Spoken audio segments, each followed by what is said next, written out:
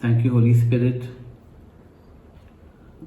Thank you for all those who, over the millennia, you inspired,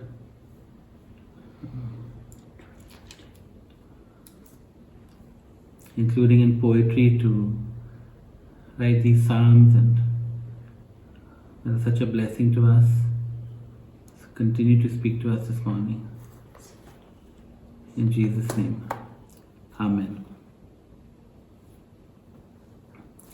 So as I said yesterday, or maybe day before, after 3 songs or 3 psalms of ascents that focus on troubles, the next 3 focus on blessing. 123, 4 and 5 were focused on different troubles in different forms. And then we saw 126, which was about sowing in tears and reaping with songs of joy. Yesterday 127 was about the blessing of being dependent on God and what happens as a result. And in a sense that focus on blessing rises in degrees, which is of course the whole point of the Psalms. They're also called Psalms of degrees. And this Psalm 128, rises in degrees in speaking of the blessed life that Psalm 127 began to speak about. Let me read the Psalm first. It's again just a few verses, in just 5 or 6 verses. Psalm 128, a song of ascents. Blessed are all who fear the Lord, who walk in His ways. You will eat the fruit of your labor, blessings and prosperity will be yours. Your wife will be like a fruitful vine within your house. Your sons will be like olive shoots around your table. Thus is the man blessed who fears the Lord.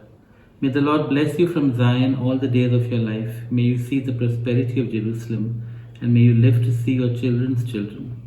Peace be upon Israel. I just want to say as an aside that this talk of wife and sons and family, you recognize that in that culture these were the most important things. It sort of reminds me of, are there really streets of gold in heaven? I don't think so. It's just that's how grand that was the sense of grandeur that was the best way that the writer could describe how awesome it was going to be. We know there are cultures where gold meant nothing. So what would what would the streets of gold mean to those guys? Nothing at all. So it's really trying to express what is most precious, most beautiful, and most valuable even in that culture. And I think from that point of view, of course, there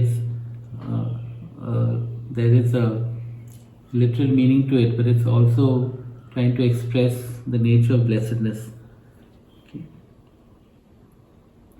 And Eugene Peterson, in writing about this psalm, he says that it's about a good life, a life that is bounded on one side by promises of blessing, on the other side by pronouncements of blessing, and that experiences blessings between those boundaries. So it's also, in a sense, for him, the pattern of this psalm, that there is a promise of blessing and the pronouncement of blessing, and then what is the experience actually of that blessing. But when he spoke of the good life, it reminded me also of a conversation, and as some of you have heard about this, who've been with me for Bible studies for so many years, when I was in college, probably TY, and a bunch of friends, and we were just talking about the future and what we wanted. And I'm not sure at that point I actually knew what I wanted, but this girl was really laser focused, and she said, I just want the good things in life. And she spoke of the good things in life, and they were all material. And even at that point, I just thought to myself that, are those really the good things? And I've always thought after that, what really are the good things in life? And the psalm seems to be telling us what the good things in life are, in a sense. Yeah. We look at verse 1, blessed are all who fear the Lord, who walk in His ways. And it's almost an exclamation mark, blessed or blessed.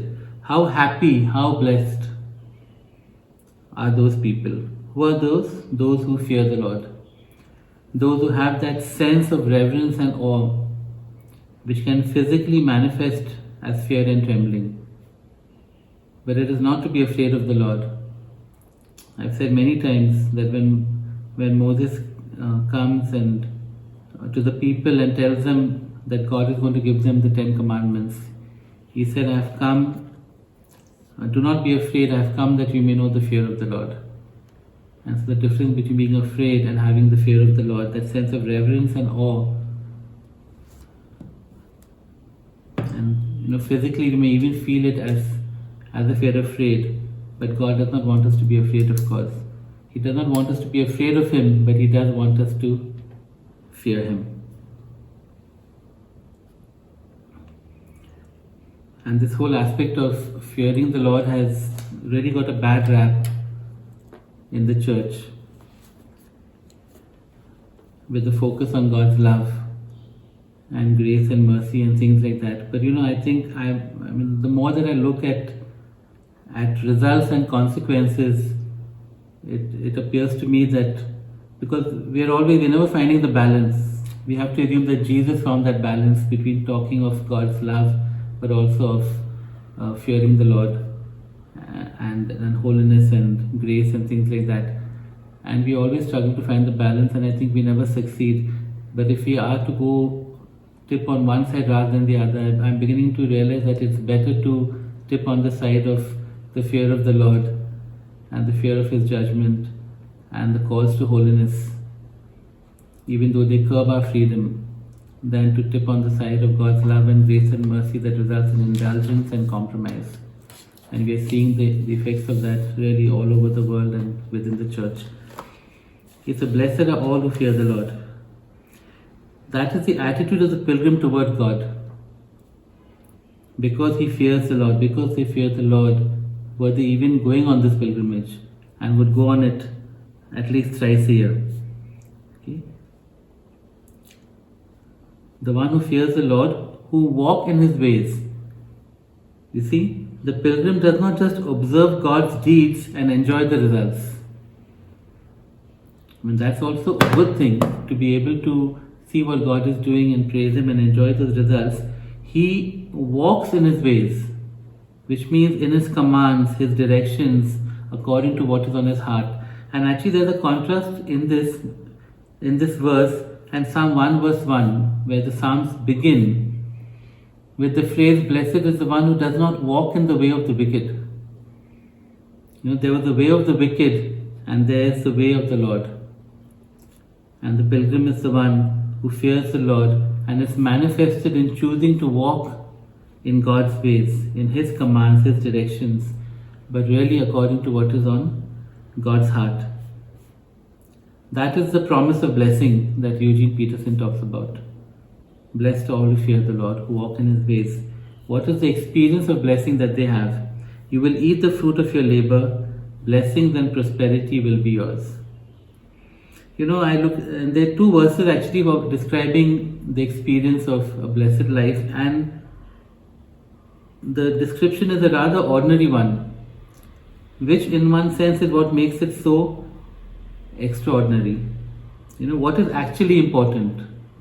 It comes down to work and family. That's really all it comes down to. Not possessions, not fame, fortune, social life, whatever, practically everything that everybody runs after. What my friend in college considered the good things in life. It just boils down to work and family. You will eat the fruit of your labor. Again, contrasting with the previous Psalm 127, our labor will not be in vain. It says, unless the Lord builds the house. The whole point was that your labor will be in vain unless God is involved, so you have to be dependent. Here, of course, if you are the one who fears the Lord, who is blessed because of that, your labor will not be in vain, rather it will be fruitful. Our labor is fruitful and we enjoy that fruit. You remember in the earlier Psalm that in vain you rise early and stay up late and do what? And eat the bread of sorrow. But here we will enjoy the fruit of our labor. Okay? Again, the blessed life is not one of idleness, but fruitful work. The Bible is always a very strong proponent of work, yes, and of hard work, of diligent work, not of workaholism. And the blessing is that the blessing in work is of fruitful work. Blessings of course is happiness and prosperity will be yours. Prosperity, that word actually, the phrase is, and it shall be well with you. Okay, that is the phrase.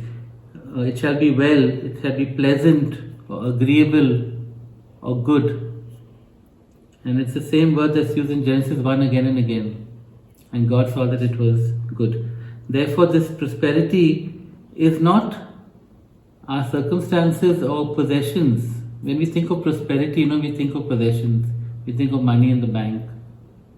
It is a state of being. It shall be well with you. You will eat the fruit of your labor, blessing. It shall be well with you. Your labor will be fruitful. And so it doesn't matter whether you are in the stock market earning billions or a mechanic working hard. The point is, are you enjoying the fruit of your labor? And if it is well with you, that state of being. So that's work, the blessedness of work, and then the blessedness of family. Your wife will be like a fruitful vine within your house. Your sons will be like olive shoots around your table. So we look at the imagery here, but again recognize that sometimes people may get triggered because it's a picture of the wife in the house, which was the ideal. But even in the Bible, Proverbs 31 speaks of the wife who is also doing lots of stuff outside. So let's not get into women's lib here, but to recognize that in that culture, this was the way it was. It made sense. It was peace. It was joy to be this way. Okay, so the second characteristic of a blessed life is family. Again, it's building on the imagery of the previous psalm where they talked about suns and quivers and the arrow. And the two metaphors used here are both very vivid. The first is of a vine. Vines were often grown along the side of a house, and they provided beauty, protection, and fruit. And the wife is seen in similar terms, except that she is within the house. It's a very specific thing, because vines would be outside the house, but when they say she is like a fruitful vine within your house. So the same quality in a sense, but she is not outside the house, she is within your house. Spurgeon writes this, very much in keeping with the thought of the wife as homemaker. She is a fruitful vine and a faithful housekeeper. If you wish to find her, she is within the house. She is to be found both inside and outside the home, but her chief usefulness is in the inner side of the dwelling, which she adorns. Eastern houses usually have an open square in the center, and the various rooms are ranged around the sides. There shall the wife be found, busy in one room or another, as the hour of the day demands. She keeps at home and so keeps the home. Don't throw stones at me. Pretty much mostly women here. Okay, but just like the streets of gold, that's what he's talking about. A family life that's blessed. Your wife will be a fruitful vine, and then your sons will be like olive shoots around your table. Again, sons really refers to children in general. Okay. Now, an olive grove consists of olive trees with numerous seedlings shooting up around it. This is what the man who is blessed sees as he looks around his dinner table. Again, I read from Kaufman. He says, "Follow me into the grove, and I will show you what may have suggested the comparison between children and olive trees. Here we have lit upon a beautiful illustration. This aged and decayed tree is surrounded, as you see, by several young and thrifty shoots, which spring from the root of the venerable parent. They seem to uphold, protect, and embrace it." And so that's the picture there. The olive tree, the older tree, surrounded by these seedlings and these shoots that are springing up and almost seeming to support and protect and embrace and uphold and adorn that tree. And so that's the picture of this family life. Your wife will be a fruitful vine, your children will be olive shoots around your table. Verse 4, thus is the man blessed who fears the Lord. Okay. The promise and the reality of the previous verses. The man who fears the Lord will be blessed. And how will he be blessed? With fruitfulness of one's work and in one's home. And all that implies, the picture of the fruitful vine and the olive shoots is just a picture of abundance, a picture of things in order, which means there is peace, there is joy in your home. Your work is fruitful, your work is satisfactory, it brings you joy, it provides for you. And for the psalmist, for the pilgrim, that's the blessed life. Those are the good things in life. Thus is the man blessed who fears the Lord. Only one condition, the fear of the Lord. To revere Him, to be in awe of Him. And of course all that proceeds from that fear, which included, as we saw earlier, walking in His ways. And then verses 5 and 6 are the pronouncement of blessing. May the Lord bless you from Zion all the days of your life. May you see the prosperity of Jerusalem, and may you live to see your children's children. Okay. As the pilgrim describes this blessed life, he is moved to pronounce further blessings, maybe on his fellow pilgrims, maybe on others, on all who fear the Lord. He is just full of this vision, in a sense, this revelation of blessing, and he starts pronouncing blessings. But look what he says, may the Lord bless you from Zion. Blessing proceeds from the presence of God.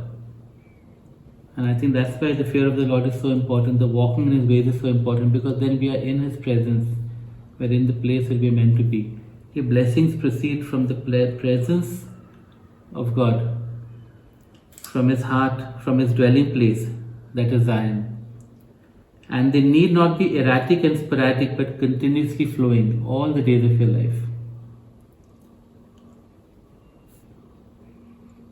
But the blessing is not just for yourself. The true disciple, the true pilgrim, will also desire the prosperity of God's people.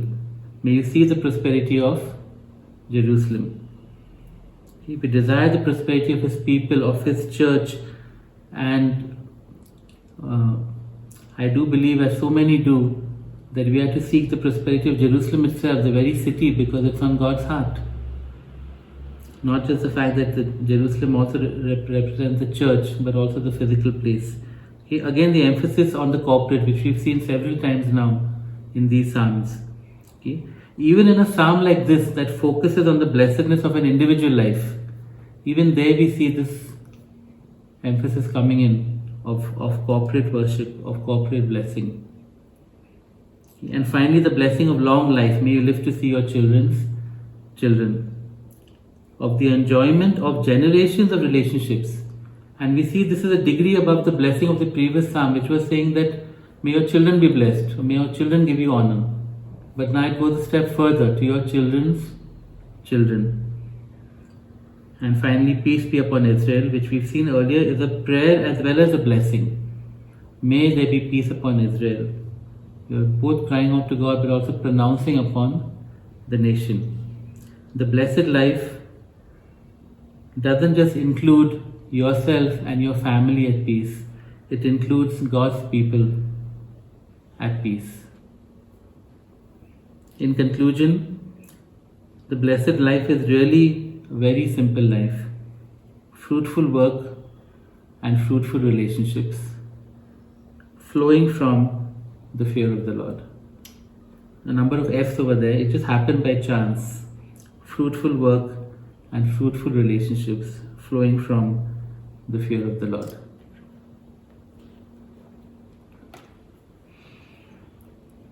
And Lord, that is my prayer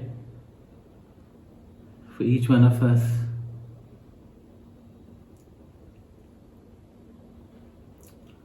For fruitful work and fruitful relationships flowing from the fear of the Lord. We thank you for the promise and pronouncements of blessing. Thank you, Lord, for the blessings each one of us is experiencing. But really, may we be the ones of whom it is said that we fear you and we walk in your ways. In Jesus' name, Amen.